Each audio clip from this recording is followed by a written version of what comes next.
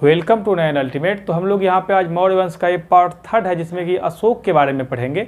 Part 1 और part 2 भी आप लोग प्लेलिस्ट में देख सकते हो। जिन लोगों ने पार्ट 1 और 2 नहीं देखा है प्लीज़ देखना।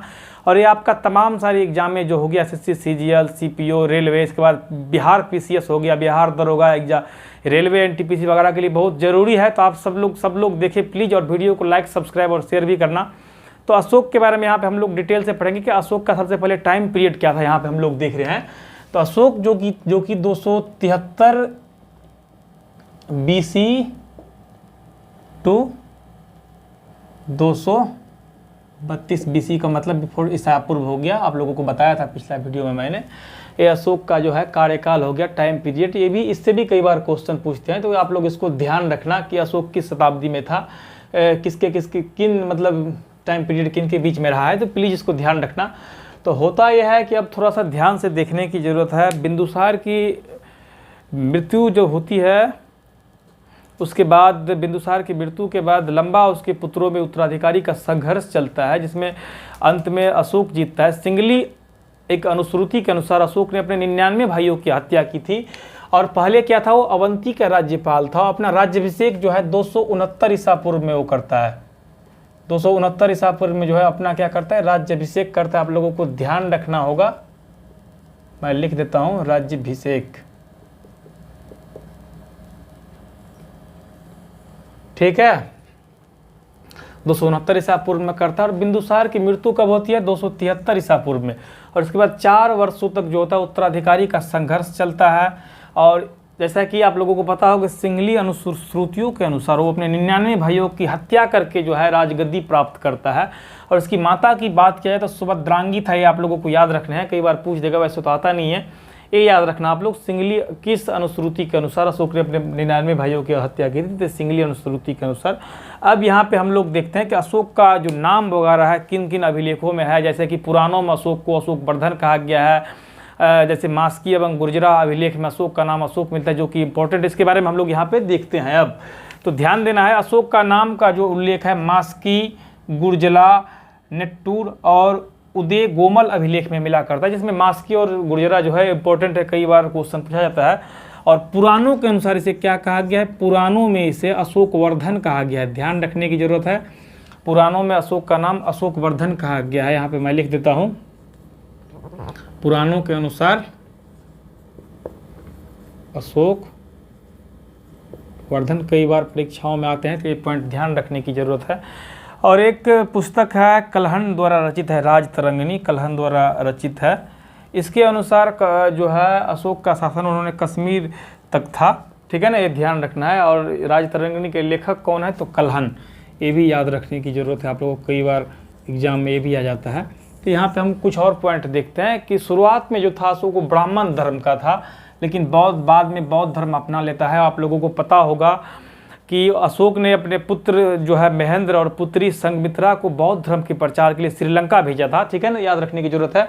अपने पुत्र महेंद्र और पुत्री जो है संघमित्रा को बौद्ध धर्म के प्रचार के लिए जो है श्रीलंका भेजा था। और वही पुस्तक है राजतरंगिणी, जो कि कलहन द्वारा रचित है।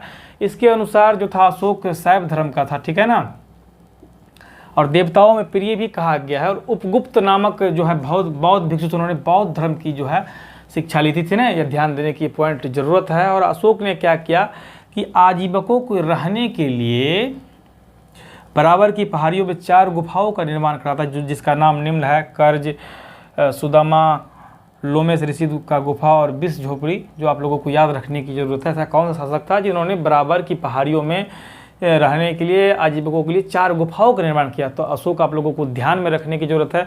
अब हम लोग यहाँ पे अशोक के जीवन की सबसे इम्पोर्टेंट घटना जो है, जो कि कलिंग युद्ध पढ़ेंगे यहाँ पे। और इसके बाद हम लोग अभिलेखों के बारे में, अशोक ही ऐसा पहला शासक था जिन्होंने अभिलेखों के द्वारा जनता के बीच अपना संदेश जो है छोड़ने का काम किया था। तो कलिंग युद्ध देखते हैं। सबसे पहले आप लोगों को कलिंग युद्ध कब हुआ ये याद रखने की जरूरत है।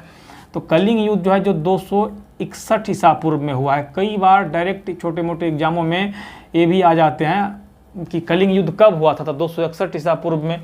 अब थोड़ा सा कलिंग की कहानी हम लोग देखते हैं, तब जाके कलिंग के बारे में थोड़ा सा चर्चा करते हैं। कलिंग क्या हुआ कि उस समय, अभी वर्तमान समय में उड़ीसा में कलिंग पड़ता है।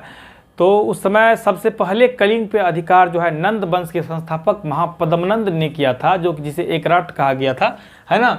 और जैसे ही नंद वंश का पतन होता है उसके बाद कलिंग फिर से स्वतंत्र हो जाता है, और ये मौर्य वंश की सुरक्षा की दृष्टिकोण से समुद्र और स्थल दोनों में व्यापार में रुकावट डाल देता है। इसलिए कलिंग को जीतना सर्वाधिक जो है जरूरी था जो है मौर्य साम्राज्य के लिए। तो यहाँ पे आप देखते हैं 261 ईसा पूर्व में कलिंग पे आक्रमण होता है, और अपने राज्याभिषेक के 8वें वर्ष जो है कलिंग पे आक्रमण करता है और इसकी राजधानी तोसली पे अधिकार करता है। और इसका वर्णन जो है 13वें शिलालेख में अशोक का जो है कलिंग युद्ध के बारे में वर्णन किया गया है। कई बार एग्जामों में ये भी आ जाते हैं कि ऐसा किस मतलब अभिलेख में कलिंग युद्ध का वर्णन है, तो 13वें में आप लोगों को ध्यान रखने की जरूरत है, ठीक ना। और 8वें वर्ष कलिंग पे आक्रमण करता है और कलिंग की राजधानी तोसली पे अधिकार कर लेता है। और कलिंग यदि स्वतंत्र रहता तो समुद्री और स्थल मार्ग में जो है मौर्य वंश के व्यापार में रुकावट डालता। तो यहाँ पे 2-3 क्वेश्चन यहाँ पे बन रहे हैं कलिंग से, कि एक पॉइंट ये है कि कलिंग युद्ध हुआ कब था, तो 261 ईसा पूर्व में। और कलिंग युद्ध के बाद ही अशोक ने क्या किया, अपना जो है युद्ध करने की नीति जो था भेरी घोष की जगह धम्म घोष को अपना लिया। उन्होंने जो है युद्ध करने की नीति को छोड़ दिया था, सर्वाधिक उसमें जो युद्ध वगैरह हुआ था। इसके बाद अशोक का बहुत ज़्यादा हृदय जो था द्रवित हो जाता है। और ये भी क्वेश्चन आ सकता है कि इंपॉर्टेंट पॉइंट है कि सबसे पहली बार मगध में कलिंग को किसने मिलाया, तो यहाँ पे महापद्मनंद हो जाएगा। आप लोगों को कन्फ्यूज करने की जरूरत नहीं है, जो कि मौर्य नंद वंश का था, सॉरी, महापद्मनंद। इसके बाद कलिंग युद्ध 261 ईसा पूर्व में होता है, जिसमें अशोक ने क्या किया, उसकी राजधानी तोसली पर अधिकार कर लेते। पॉइंट आप लोगों को याद रखने की जरूरत है, कलिंग वाला पॉइंट बहुत इंपॉर्टेंट है। मैं एक बार और आप लोगों को याद दिलाना चाहता हूं कि अशोक जो कि 273 से लेके 232 ईसा पूर्व तक अशोक का समय अवधि रहा है। और अशोक उस समय अवंती का राज्यपाल था, ठीक है ना। और बिंदुसार जो उसके पिताजी थे, इसकी मृत्यु के बाद, मृत्यु जो 273 ईसा पूर्व में ही हो जाता है, 4 वर्षों तक जो उत्तराधिकारी का संघर्ष चलता है। जैसे कि सिंगली अनुश्रुतियों के अनुसार उन्होंने अपने 99 भाइयों की हत्या की थी, और अपना राज्याभिषेक 269 ईसा पूर्व में उन्होंने किया था। और अशोक का नाम का उल्लेख विभिन्न सारे अभिलेखों में, जैसे मास्की एवं गुर्जरा अभिलेख में अशोक के नाम का उल्लेख मिलता है। पुराणों में अशोक को अशोक वर्धन कहा गया है। कलहन की राजतरंगिणी के अनुसार उसका शासन क्षेत्र कश्मीर तक था। शुरुआत में वो ब्राह्मण धर्म को माना करता था, लेकिन बाद में जाकर के बौद्ध धर्म अपना लिया। और ये राजतरंगिणी पुस्तक के अनुसार, जिसके रचयिता आप लोगों को याद रखना है कलहन है। मैं बार बार बता रहा हूँ, एग्जाम में एक क्वेश्चन आते रहते हैं। उन्होंने शैव धर्म का था और उपगुप्त से उन्होंने बौद्ध धर्म की जो है दीक्षा ली। इसके बाद अशोक ने आजीविकों को रहने हेतु बराबर की पहाड़ियों में 4 गुफाओं का निर्माण किया। कर्ज, चौपार, सुदामा, लोमेश ऋषि का गुफा, 20 झोपड़ी, आप लोगों को याद रखनी। इसके बाद कलिंग युद्ध बताया मैंने कि 261 ईसा पूर्व में कलिंग का युद्ध होता है, जिसमें उन्होंने कलिंग की राजधानी तोसली पे अधिकार कर लेता है। तो आप लोग इसको प्लीज़ जो है एक बार स्क्रीनशॉट ले सकते हैं, बाकी मैं आगे अभी जस्ट बता रहा हूँ।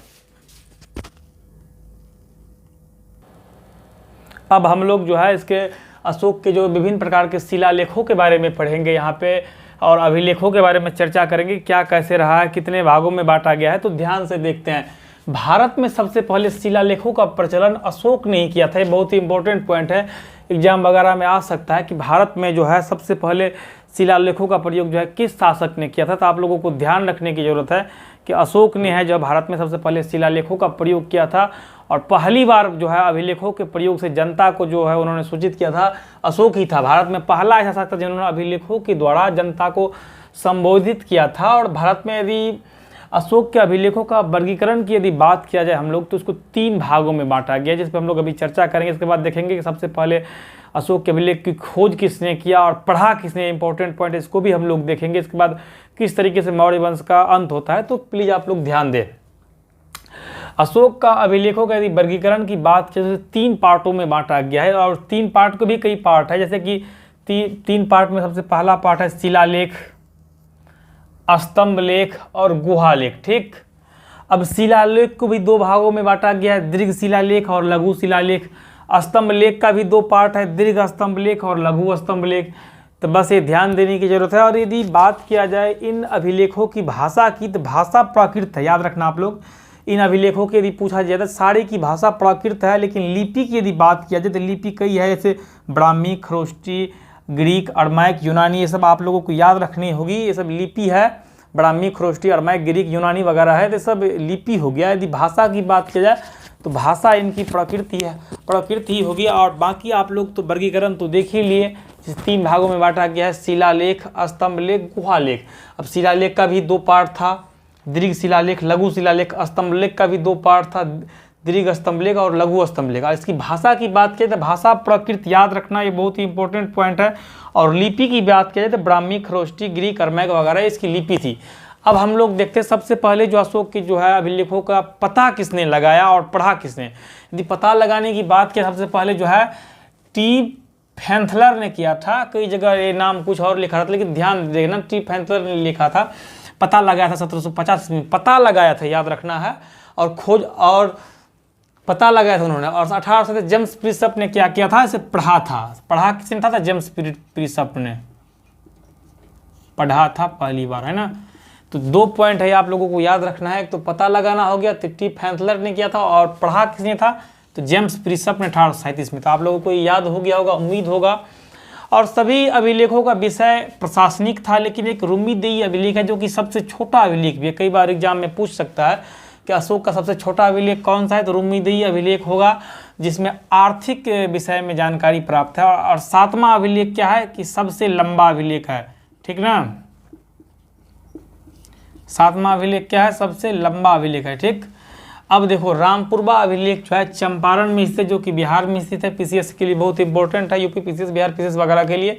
और इलाहाबाद स्तंभलेख जो है पहले कौशाम्बी में था, जिसे रानी का अभिलेख, मतलब कौशाम्बी अभिलेख को रानी का अभिलेख किया गया है। इसे नहीं याद रखना आप लोग, कौशाम्बी अभिलेख एक है जिसे कि रानी का अभिलेख क्या कहा गया, आप लोगों को याद रखने की जरूरत होगी सब लोगों को। और इलाहाबाद स्तंभलेख पहले कौशाम्बी में था और बाद में अकबर के शासनकाल में, याद रखना अकबर के शासनकाल है यहाँ पे, अकबर के शासनकाल में जहांगीर ने क्या किया, किसको इलाहाबाद के किले में रखा है, इंपॉर्टेंट पॉइंट है। इसके बाद लगभग 232 ईसा पूर्व में जो है इसकी मृत्यु हो जाती है अशोक सम्राट की। इसके बाद यदि मौर्य वंश की अंतिम शासक की बात किया जाए तो बृहद्रथ जो है अंतिम शासक था, याद रखना। कई बार एग्जामों में पूछ सकता है कि मौर्य वंश का अंतिम साम्राज्य कौन था, तो बृहद्रथ होगा यहाँ पे। और जिसकी सेनापति पुष्यमित्र शुंग ने 185 ईसा पूर्व में हत्या कर देता है। इस तरीके से मौर्य वंश का अंत होता है यहाँ पे। तो हम लोग नेक्स्ट वीडियो में जो है मौर्य वंश के प्रशासन के बारे में पढ़ेंगे और फिर हम लोग शुंग वंश पढ़ेंगे। तो उम्मीद करता हूँ कि आप सब लोगों को ये वीडियो अच्छा लगा होगा। तो 1 बार 2 बार आप लोग इसको देखें तो आप लोगों को याद हो जाएगी अच्छे से। बाकी आप लोगों को धन्यवाद।